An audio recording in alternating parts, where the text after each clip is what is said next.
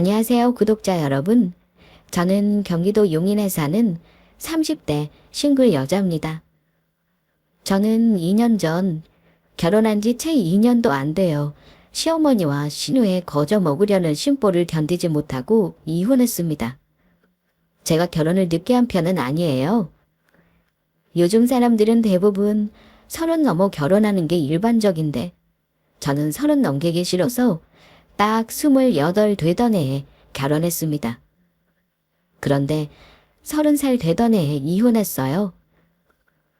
지금은 만나는 사람은 있지만 워낙 첫 결혼에 대여서 그런가 결혼이라는 제도 안으로 다시 걸어 들어갈 생각은 안 하고 있네요. 아직 만난 지 몇 개월 안 되기도 했고 예전 남편보다요 훨씬 인격적으로 성숙한 사람이지만 아직까지는 혼자가 좋습니다.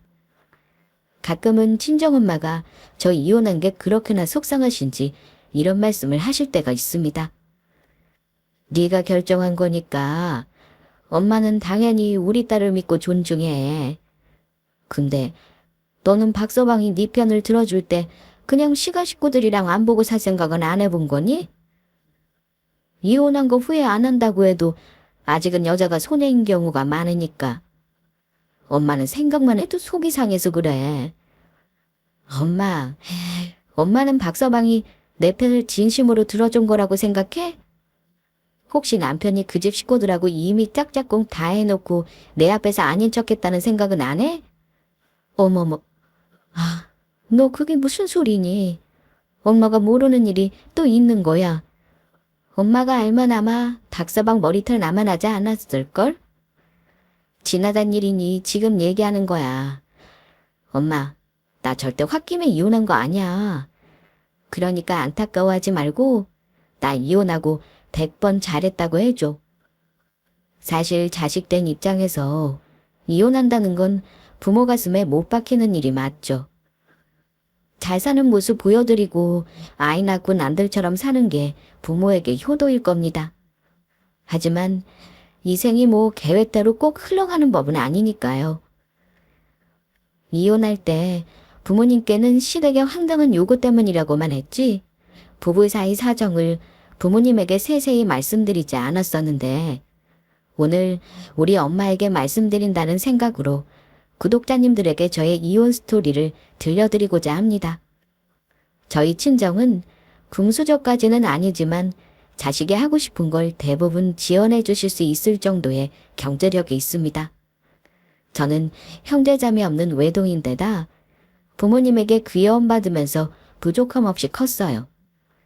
공부도 곧잘 했고 대학 졸업 후 2년간 회사 다니다가 뜻이 있어서 창업을 했습니다. 남편은 제가 사업 시작하기 전 회사 다닐 때 지인 소개로 만난 사람이에요. 동료 결혼식 갔다가 저를 본 남편이 지인에게 저 소개해달라고 했다고 하네요. 그때는 제가 퇴사를 고민하고 있던 무렵이었는데 남편과 만나고 사귀는 동안 퇴사하고 제 사업을 하다가 결혼까지 하게 되었습니다. 저는 사실 제 사업을 시작하면서 결혼 생각은 없었어요. 회사 다닐 때보다 더 버는 건 물론이고 월급쟁이 삶에 만족하며 살고 있었거든요.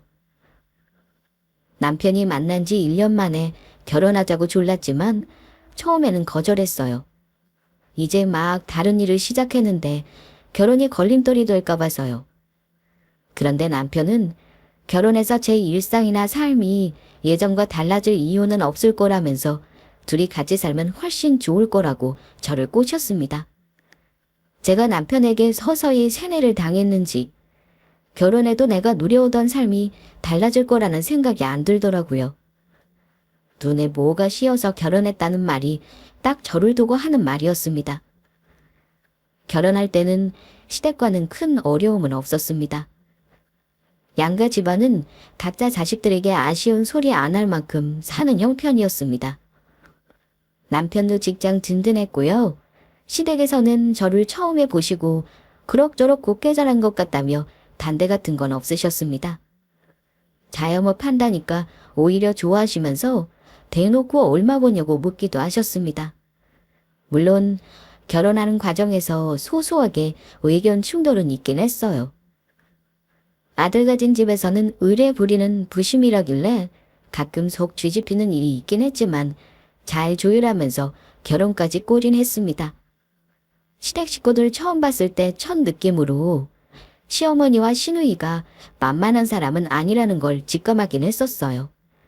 시누이는 제 또래라 그런지 제가 입고 있는 옷이며 들고 있는 가방 등등 저를 머리끝부터 발끝까지 싹 훑어보기도 했고요.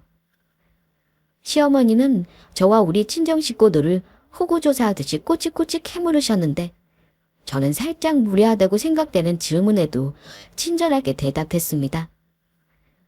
시어머니는 남편에게 들어서 친정에 그럭저럭 산다는 건 아시는 듯 했습니다. 물론 아주 자세히는 아니었지만요. 우리 아들이 하는 말이 진짜인지는 모르겠다만 너희 친정이 살 만큼 산다니까 내가 큰 걱정은 안 해도 되겠구나. 내가 우리 아들 장가갈 때 집만큼은 해주고 싶었는데 그걸 못 해줘서 마음이 쓰이는구나. 그래도 이 정도면 반반 결혼이니 둘이 잘 재산 물리고 살면 나는 더 바랄 것 없어. 네, 어머니, 부모님이 저 외동이라고 시집 보내면서 마음을 많이 써주려고 하세요. 요즘 젊은 나이에 집 사놓은 남자들 드물어요. 저희 부모님도 다 알고 계시니까 마음 쓰지 마세요, 어머니. 처음에 못 해줘서 미안하다는 말씀을 하시길래 그래도 마음이 좋은 분이시구나 생각했습니다. 물론 완전 저만의 착각이었지만요. 어쨌든 시댁도 수도권에 자가주택 있으시고 먹고 살 걱정하는 집은 아니었어요. 제가 첫 만남에 우리 집 잘 산다는 자랑을 할 수는 없으니 최대한 담백하게 말씀드렸는데요. 저만의 느낌이기는 합니다만 시어머니는 저희 집이 잘 산다는 걸 확인한다기보다는 뭔가 우리보다 너네가 잘 사나 못 사나 저울질을 하시는 듯 했습니다. 너희 동네가 요즘에 천철 들어간다고 들썩거리는 동네라며? 집값 많이 올랐던데 너희 집도 많이 올랐겠다. 이 동네보다 1, 2억은 더 비싸지. 소문에 그렇다고 하더라고요. 근데 저희 부모님이 이사 갈 생각은 안 하시는 분들이라 집값에는 크게 관심 없으세요. 집값에 관심이 없다니? 네 부모님 속을 몰라서 그런 거지. 아무리 깔고 앉아있는 집이라도 집값 오르는 거 관심 없는 사람 없는 법이야. 나도 예전에 그 동네 아파트를 하나 사놨어야 하는 건데 판단 한번 잘못했다고 격차가 이렇게 벌어지는구나. 예비씨가 식구들 처음 만난 자리에서 하는 대화로 좀 웃기지 않나요? 어머니 말씀에 뭐라 할 말이 없더라고요. 아무튼 제가 말씀드리는 건 시어머니가 욕심도 좀 많으시고 이석도 밝으신 분이었다는 겁니다. 만약 저희 집 가정 형편이 좋지 않은 집이었다면 과연 결혼을 허락했을까 싶을 정도예요.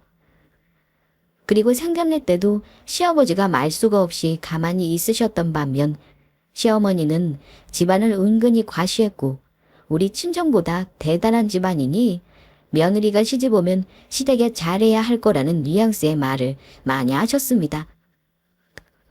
되게 웃긴 건 우리 엄마 아빠는 격식 차린다고 좋은 옷에 깔끔하게 차려입고 나가셨는데 시어머니와 시누이는 온갖 브랜드 명품으로 온몸을 휘감고 나타나셨길래 속으로 뜨악했던 기억이 있네요. 그 정도로 가시욕이 있는 분이셨습니다. 우리 부모님이 바보도 아니고 시어머니 속을 모르실 리 없었죠.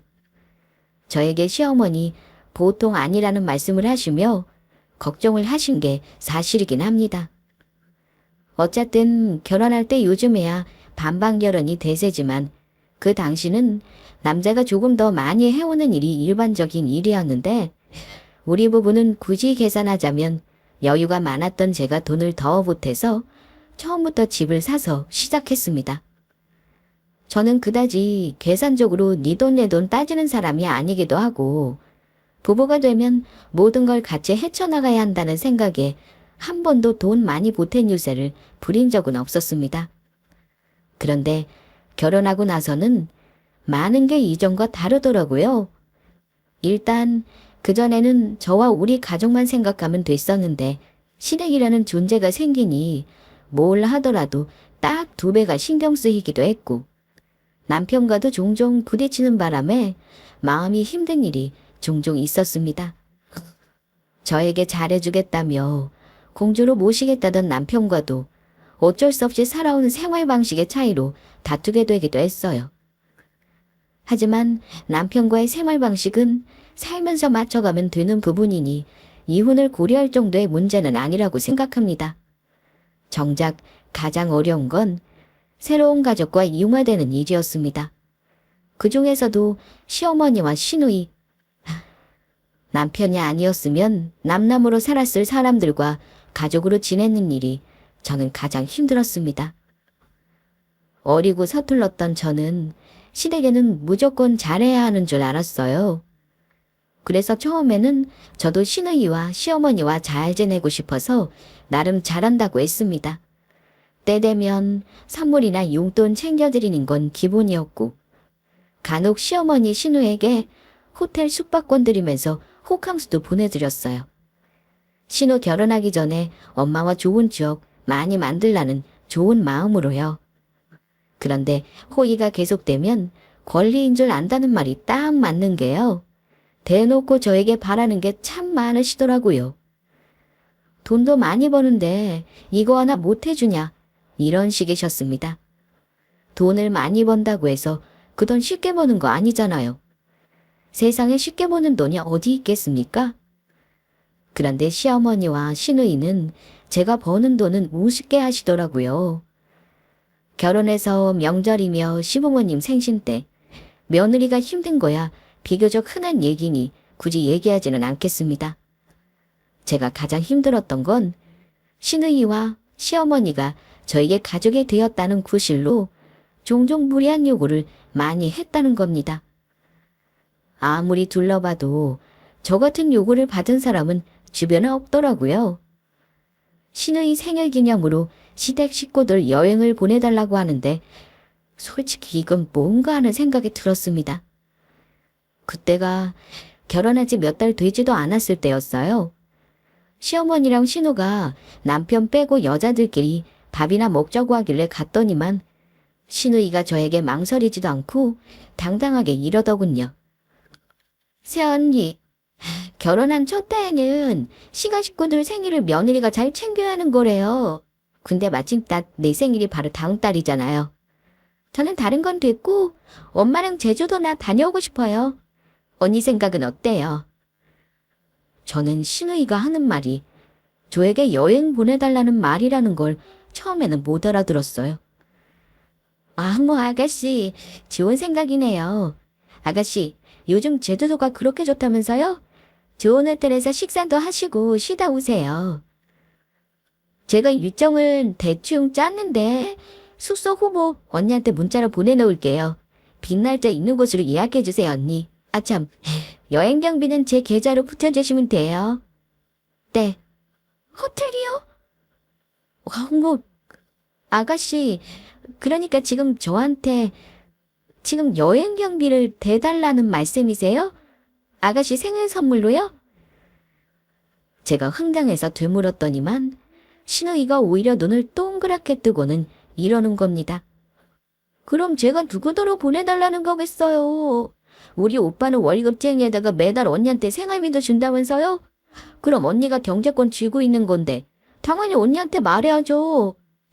암튼 빨리 예약해야 하니까 오늘 내일 중으로 해주세요, 언니. 이미 엄마도 다 알고 계시는데. 설마 싫다고 하실 거 아니죠? 신호 말 듣는 순간 머릿속이 순간 하얘지더라고요. 원래 사람이 황당하면 말문이 막힌다는데 실제로 경험해보긴 그때가 처음이었습니다. 아니, 아가씨, 부모님 생신도 아니고 무슨 아가씨 생일에 여행을 보내달라 그러세요. 저 생각지도 못한 거라 당황했어요. 혹시 이거 저한테 말하기 전에 오빠랑은 얘기한 건가요? 오빠는 당연히 그러라고 하겠죠. 저는 언니 생각해서 먼저 말한 건데 뭐 문제 있어요. 정말 해맑은 표정의 신우이는 문제가 뭔지를 정말 모르는 듯 했습니다. 일단 대답을 미루고 남편과 상의하겠다고 했는데요. 더 황당한 건 저의 말을 전해 들은 남편의 반응이었습니다. 아, 내 동생 생일? 아마 어버이날하고 날짜가 비슷하니까 내 동생이 그런 생각을 했나 보네. 기특하다, 내 동생. 어머니 모시고 여행 갈 생각을 다 하고 우리가 모시고 가야 하는 건데 말이야. 어쨌든 당신이 보내주기로 한 거지? 뭘 망설여? 뭐? 나는 황당해서 당신한테 얘기한 건데 당신 반응이 더 웃긴다. 그런 깊은 뜻이 있었어? 어버이날이랑 날짜 비슷하다고 여행 보내달라는 거면 어버이날은 따로 안 챙겨도 되는 거지 그럼. 알았어. 그럼 보내드리는 걸로 하지 뭐. 내가 살다 신의 생신기념 여행을 며느리가 챙겨야 한다는 건 처음 듣는다. 아이, 당신 말 무슨 말인지 알겠는데 그냥 넓은 마음으로 이해하고 보내줘. 당신 돈도 많이 벌면서 그저 여행비 100만 원 돈이 아까워? 다 베풀어 놓으면 당신한테 돌아온다니까. 대체 뭐가 나한테 돌아온다는 건지 모르겠다. 당신 입장을 바꿔놓고 생각해봐. 내가 혹시 여동생이나 남동생이라도 있었어 봐. 당신 같으면 내 동생이 여행 보내달라고 하면 그 자리에서 바로 그래, 내가 돈 다 대주마 할 수 있겠어. 그랬더니 머쓱한 표정으로 아무 말 못하더라고요. 결국 남편 돈으로 신우와 시어머니 여행을 보내주기로 했지만 어쨌든 신우가 우리 부부 덕보며 호사를 누린 건 사실이잖아요. 저는 그런 점이 마음에 들지 않았습니다. 저를 우습게 아는 듯해서 기분도 나빴고요. 자꾸 저에게 이런 요구를 하는 강도가 세진 건 이유가 있었어요. 결혼할 때만 해도 시댁에서는 우리 친정이 시댁과 비교가 안 되는 수준의 재력이 있다는 걸 모르셨습니다.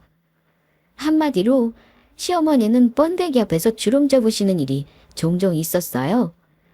우리 부모님이 워낙 겉으로만 봐서는 검소하시니 사돈 앞에서 잘난 척도 많이 하셨고요. 그런데 제가 그 집 며느리 되고 나서 우리 친정이 생각보다 잘 산다는 걸 점차 아시고는 놀라실 때가 있었습니다. 그 중에 하나는 제가 운영하는 가게가 월세가 아니라 제 소유라는 걸 아시고 나서였습니다. 너 가게는 월세가 얼마나 하니? 이 근처 상가들 다 신축에다 입지도 좋아서 너 월세 내고 나면 남는 거나 있겠어? 차라리 집에서 우리 아들 내조나 하고 월급 나오는 직장을 다시 잡지 그러냐. 여자가 혼자 장사한다는 게 어디 쉬운 일도 아니고.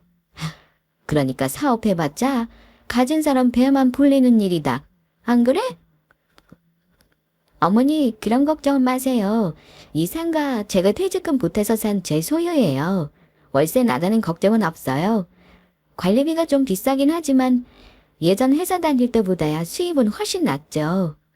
뭐, 이 상가가 네 거였니? 그랬구나. 나는 몰랐다. 그럼 월세 안 내니 마음 편하고 좋겠네? 근데 월급보다 수입이 좋은 거면 한 얼마 정도나 수입이 남는 거냐? 너 보니까 우리 수민이 말이다. 저렇게 쥐꼬리 많은 월급 받고 2시간 거리 회사 다닐 게 아니라 이런 가게 하나 내주면 좋겠다는 생각이 드는구나. 제가 순수익을 말씀드렸더니만 어머니 눈이 휘둥그레지더라고요. 어머머, 그렇게나 돈이 많이 남아? 너 하는 거 보면 많이 힘든 것 같지도 않구먼. 우리 수민이도 조금만 배우면 가게 내서 할만하겠는데? 어머니도 참 세상에 쉽게 돈 버는 일이 어디 있어요. 쉬워 보이고 우아해 보여도 다 힘든 점이 있죠. 저도 시행착오 많았고요. 노하우 익히려면 경험도 있어야 하고 쉬운 일은 아니에요. 그래봤자 여자가 하는 일 아니냐. 우리 다리 하면 너보다도 훨씬 잘할 것 같은데. 예, 말 나온 김에 말이다. 우리 수민이한테 네 노하우인지 뭔지 좀 전수해 줄 생각 없을까? 가족끼리 같이 사업하면 가뿐된다더라. 혹시 알아? 우리 딸이 너보다 잘해서 번창시킬지. 글쎄요, 어머니. 정장세를 시키고 싶으시면 어디 작게 가게 하나 내서 경험해보는 것도 좋긴 하죠. 그러니까 그걸 네가 해주면 얼마나 좋아.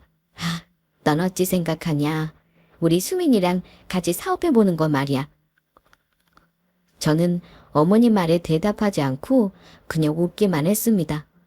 그건 어머니 희망사항일 뿐이지 제가 굳이 한다 안 한다 대답할 필요도 없는 거라 생각했어요. 저는 수입 소품샵이랑 리빙용품 편집샵을 하면서 옆 공간에는 자그마하게 카페도 병행하고 있어요. 온라인몰도 운영하고요. 어머니 눈에는 제가 우아하게 돈 계산이나 하는 줄 아시겠지만 수입해서 물건 팔고 하는 일이 결코 쉬운 일이 아닙니다. 공부가 많이 필요한 일이에요.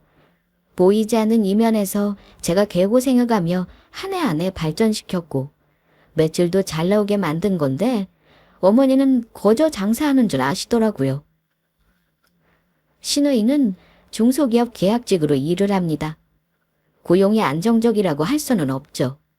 월급도 200만 원 남짓의 적은 돈이라 들었고요.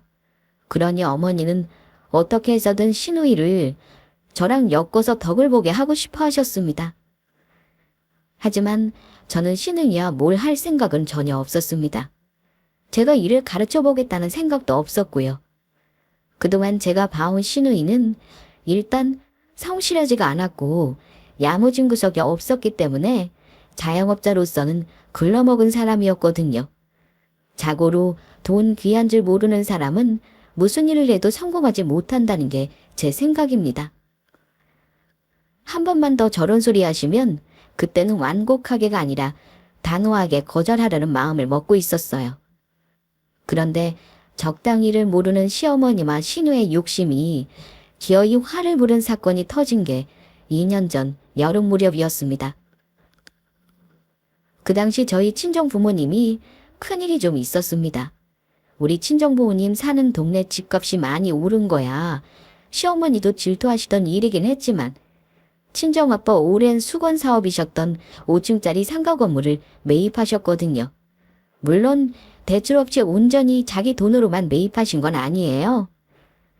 처음 건물을 매입하고 나서 한동안은 친정 돈줄이 말라 형편이 조금 어렵기도 했지만 주변 입지가 좋아지면서 월세 수익이 좋아져 점점 사정이 좋아지기 시작했습니다. 정말 기가 막힌 타이밍이었던 건 아빠가 상가를 시세보다 싸게 매입하셨다는 거였습니다. 사실 그 즈음이 코로나가 한창이던 때였어요. 자영업자들이 하루가 멀다 하고 망하던 시기였고 기존 상가 건물주가 자기도 사정이 어려우니 건물 월세를 올렸다고 하더라고요. 그걸 견디지 못한 자영업자들이 나가버리고 많이 기존 건물주는 더 버틸 여력이 없었던 거고요. 그걸 기회 삼아 아빠가 상가를 매입하신 겁니다. 그런데 어찌 운때가 맞은 건지 아빠가 상가 등기를 마치자마자 소문만 무성하던 도시철도가 들어오는 게 확정되었습니다. 게다가 대형 브랜드 아파트 준공이 맞물리면서 아빠가 매입한 상가는 그 동네에서 가장 번화가가 되었습니다. 아빠는 과감하게 월세를 예전 건물주보다 비싸게 책정하지 않으셨어요. 오히려 어려운 사정을 생각해 주변 시세보다 더 싸게 내놓으셨죠. 그랬더니 공실은 금방 채워주더라고요. 처음에는 공실 때문에 걱정을 많이 하셨거든요. 나중에는 대출 내고도 수익이 남을 만큼 월세 수익이 나왔습니다. 친정 부모님이 상가건물 매입하셨다는 건 남편의 입을 통해 시댁으로 소식이 빠르게 전해졌더라고요. 득달같이 시어머니가 보자는 말을 하시더니만 저에게 건물이 얼마인지 아빠가 대출을 얼마를 끼셨는지 아주 꼬치꼬치 캐물으셨습니다. 말로는 축하드린다고 전화를 하면서도 은근히 배 아파한다는 건 느낄 수 있었던 건 뭐냐면요. 어머니가 하시는 말씀이 마냥 곱지만은 않았기 때문입니다. 네 부모님들은 좋겠다. 너 걱정 없이 돈만 펑펑 쓰시겠구나. 아니지. 대출이 수억이니 마냥 좋지만도 않은 건가. 아무튼 건물주 딸이니 나중에는 네가 전부 감당할 몫이겠구나. 그때까지는 건물 대출은 다 정리되면 좋겠다. 예. 아무튼 건물주 되신 거 축하한다고 전해드려라. 네, 어머니 말씀 그대로 전해드릴게요. 저 물려받기 전까지 대출도 좀 다 갚아주시라고 말씀드려야겠네요. 제가 이렇게 받아치자 어머니는 제 말에 뼈가 있다는 걸 아셨는지 대놓고 저에게 눈을 풀기시더군요. 그런데 그 후로 남편이 얼마 동안 시어머니와 시누이에게 돌아가며 전화를 받고 한동안 시달리는 듯 보였습니다. 이 인간이 이상한 건 제가 무슨 일인지 물으면 별일 아니라고 대답을 안 해요. 그런데 저도 사람 상대하는 일은 하는데 눈치가 없겠습니까? 분명 다들 나 모르게 작당모의를 하는구나 싶었죠. 그런데 얼마 가지 않아 저는 시어머니가 무슨 꿍꿍이인지를 눈치챘습니다. 아예 대놓고 시어머니는 자기 속내를 드러내기 시작하셨거든요. 꼭 꿍꿍이가 있을 때는 남편이랑 말고 나만 시댁에 오라고 하시는 분이라 저만 오라고 할 때부터 느낌이 이상하긴 했는데요. 아니나 다를까 그날 신우랑 시어머니 두 사람이 계속 눈짓을 주고받더군요. 답답했던 제가 참다 못해 먼저 물었습니다. 어머니, 저 오늘 식사만 하자고 부르신 거 아니죠?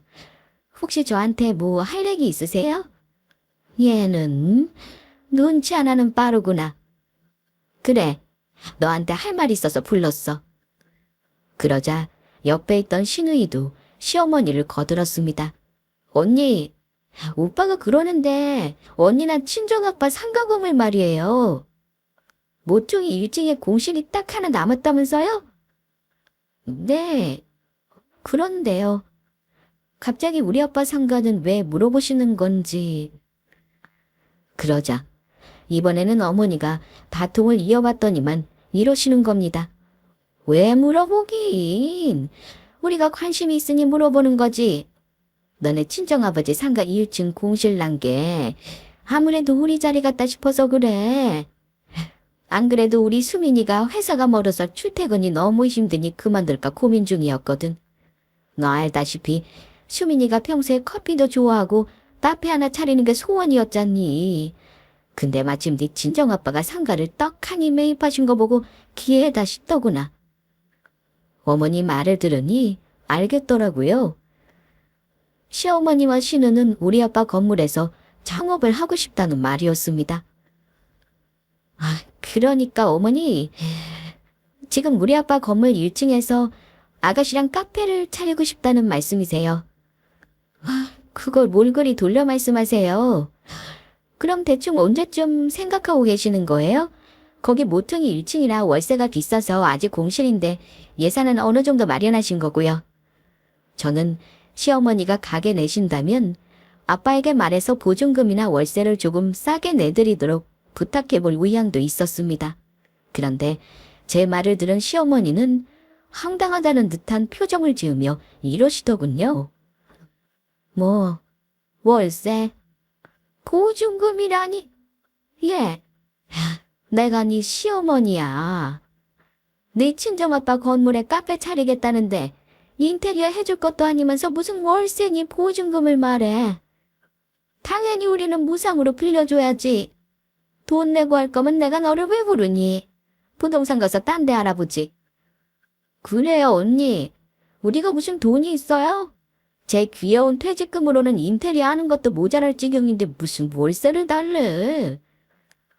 두 사람은 저에게 황당하다는 듯 말했지만 정작 제일 황당한 건 저 아닌가요?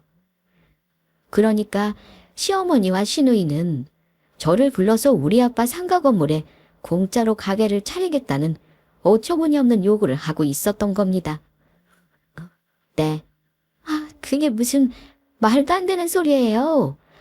저는 당연히 월세 내고 가게 차리신다는 줄 알았지 공짜 생각하시는 줄은 몰랐네요.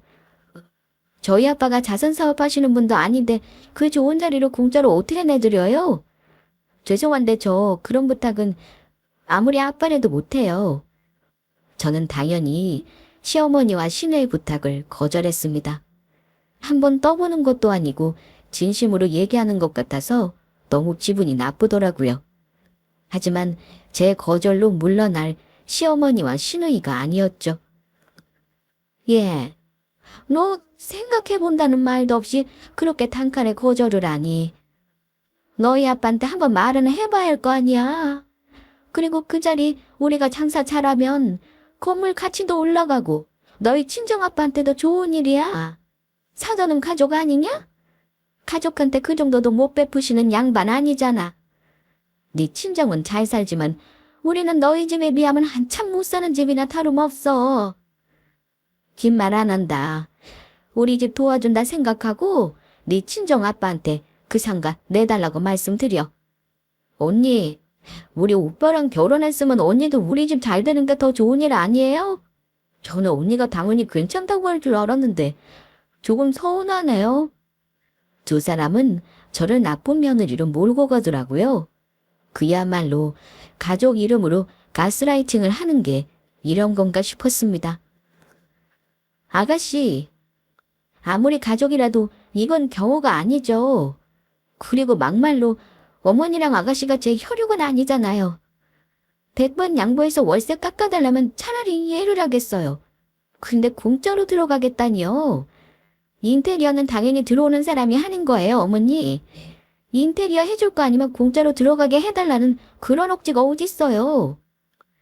저는 화를 가라앉히고 그 상황에서도 예의 바르게 말하려고 노력했습니다. 하지만 어머니는 저더러 말이 안 통한다며 가슴을 치시더니만 남편에게 전화를 해서 퇴근하는 중이면 본가로 오라고 하시는 겁니다. 아마 남편까지 같은 편을 먹고 저에게 조를 작정이신가 보다 싶었어요. 남편이 와서 같이 조른들 무슨 소용이겠습니까? 제가 그 상가 주인도 아니고 우리 아빠가 싫다고 하면 그만인 일인데요. 당연히 허락도 안 하실 일이고요. 아무튼 저는 시모와 신우에게 남편이 시댁에 도착할 때까지 시달려야 했습니다. 그런데 시어머니도 제가 단호하게 나오니 화가 나셨나 봅니다. 도대체 누가 더 화를 내야 하는지 모르겠지만요. 마침 남편이 도착했을 때는 시어머니가 저에게 막말을 하고 있을 때였습니다. 예, 너는 시어머니가 말하는 게 그렇게나 우습니? 뭔 고집이 이렇게 황소고집이야. 어머니가 언성을 높일 때 막 시댁에 도착한 남편이 일단 어머니와 저 사이를 막아서더라고요. 어머니, 이거 참, 대체 무슨 일인데 집사람을 불러서 이 난리를 피우시는 거예요. 그만하시고 저한테 얘기하세요. 무슨 일이긴? 지난번에 너한테 얘기했었잖아. 너는 마누라 눈치 보기 바빠서 아예 말 한마디도 못 꺼냈더라. 네 마누라는 왜 저리 황소고집인 거야? 평소 너랑 시어머니를 얼마나 우습게 알면 저러겠니? 나패 좀 차리겠다는데 아주 단칼에 거절을 하더라. 어머니도 참 그때 하신 말 정말이었어요. 아니 아무리 그래도 어떻게 공짜로 상가를 내달라 그러세요. 그건 쉽지 않을 거라고 했잖아요. 그만하세요 어머니. 듣자 하니 남편에게는 이미 시어머니가 말을 꺼낸 듯 보였습니다. 아무튼 수민이 너도 이제 그만해. 공짜로 가게 얻을 생각하지 말고 차라리 돈을 가져가서 도와달라고 했어야지. 저는 그나마 남편이 내 편이라고 다행이라고 생각했습니다. 남편은 황급히 상황을 정리하고 저를 데리고 시댁에서 나왔어요. 시어머니는 나가는 제 뒤통수에다 대고 끝까지 소리를 지르셨습니다. 너 이번 주까지 생각해봐. 너 앞으로 우리 집 며느리로 지내려면 뭐가 현명한 일인지 잘 판단해야 할 거다. 저는 대꾸도 하지 않았습니다. 그런데 남편은 제 눈치를 보더니만 조금 전 내 편을 들던 것과는 달리 이런 말을 하더라고요. 여보, 사실 우리 엄마랑 수민이 하는 말이 영 틀린 말은 아니야. 그래도 사돈 좋다는 게 뭐야. 우리 엄마 말대로 무상히 힘들면 기간을 두고 그동안만 무료로 하다가 나중에 월세로 돌리는 방법도 있잖아. 여보, 나도 잘 사는 저 가족 좀 보자. 일단 당신이 화난 것 같아서 내가 대신 얘기하는 거니 진지하게 고민 좀 해줘. 뭐, 당신도 똑같구나. 가재는 개편이라더니 내 편 들어준 건 그냥 상황 모면용이었니. 정말 당신네 집은 왜 다들 고지근성이 있는 거야. 그냥 나랑 이혼하고 혼자 살래. 땅을 치고 후회해봐야 정신 차리지. 한 번만 더 나한테 상가 공짜로 빌려달라고 하면 그날로 이혼이야. 아우, 알았어. 일단 어머니한테는 그렇게 말씀드릴게. 화가 난 저는 한 번만 더 이런 요구를 한다면 이혼도 불사하겠다고 단호하게 얘기했습니다. 남편은 놀랐는지 알겠다고 했고요. 그런데 거기서 끝이 아니었어요. 그렇게 시어머니 시누이와 감정이 상한 채 저는 시댁과 절연까지 할 고민을 하고 있었는데요. 겨우 이틀 지난 주말에 갑자기 시어머니가 우리 집에 쳐들어오셨습니다. 어디서 구했는지 상가 계약서를 빈 양식으로 들고 오셔서는 세수도 못한 저를 자리에 앉게 하시더니만 대뜸 계약서를 들이밀면서 이러시는 겁니다. 내가 마냥 공짜로 하겠다는 게 아니야. 이거 봐라. 처음 3년간만 무상으로 임대해주면 그 다음부터는 주변 시세 30%까지는 월세를 내겠다 이 말이야. 나는 더 이상은 양보 못한다. 오늘 네 친정아버지 같이 만나러 가서 얘기할 테니까 얼른 전화 넣어봐. 가서 이 계약서를 당장 써야 내 마음이 놓일 것 같다.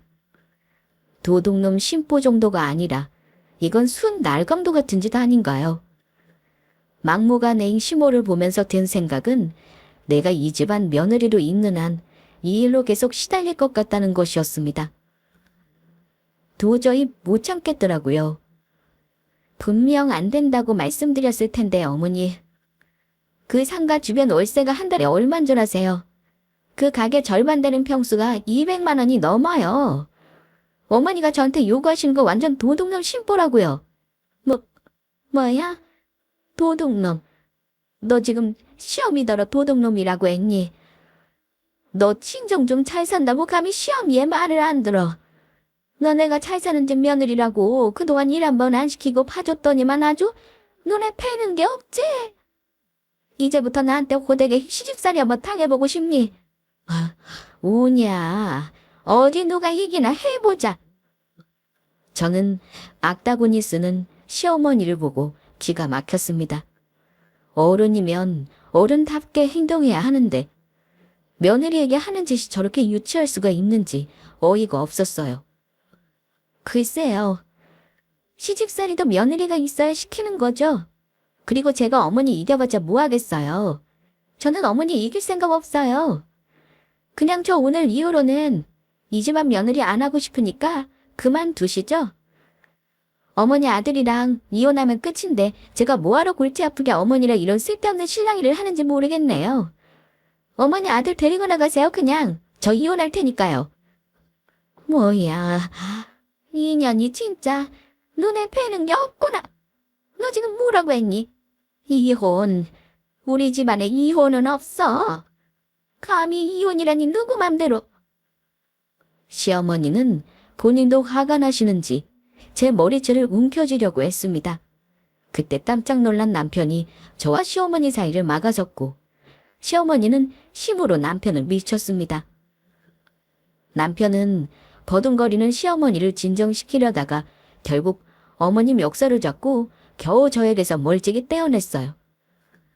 엄마 그만요. 아들 이혼한 꼴 보고 싶어요. 이 사람이 이혼한다잖아요. 그러게 내가 뭘 했어요. 우리 집사람이 호락호락하지 않을 거라고 했죠. 내가 얘기할 때까지 기다리시라니까 왜 그리들 성질이 급하냐고요. 그러자 어머니는 남편이 멱살 잡은 손을 뿌리치시더니만 남편의 등짝을 후려치셨습니다. 야 이놈아. 그럼 네가 친정에 마누라를 구워 삶아놨어야지. 그러다 상가 임대 나가면 말짱 부르묵대는 거 아니냐. 빨리 결정은 해야 수빈이도 수입이 생기지. 지금 진작에 회사 그만두고 손가락 빨고 있는 거 몰라. 그러니까 왜 벌써 회사를 관둬가도 일을 크게 만드냐고요. 아무튼 그만 얘기하세요. 일을 전부 망친 건 내가 아니라 어머님이라고요. 저는 남편과 어머니 대화를 들으면서 기분이 더 불쾌해졌습니다. 남편은 이미 어머니와 신우와 우리 아빠 상가에서 어떻게든 장사를 해보겠다고 의논을 했다는 거였으니까요. 그러면서 겉으로는 제 편을 드는 척하며 비위를 맞춰주다가 구슬리려고 했던 모양입니다. 어머니가 성질급하게 밀어붙이니 일을 그르쳤다며 화를 내는 남편을 보고 정이 떨어진 저는 그 자리에서 이혼하자고 통보했습니다.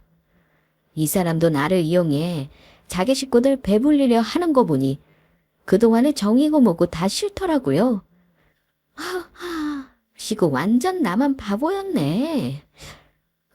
그래도 당신은 내 편일 줄 알았는데 역시 아니었어.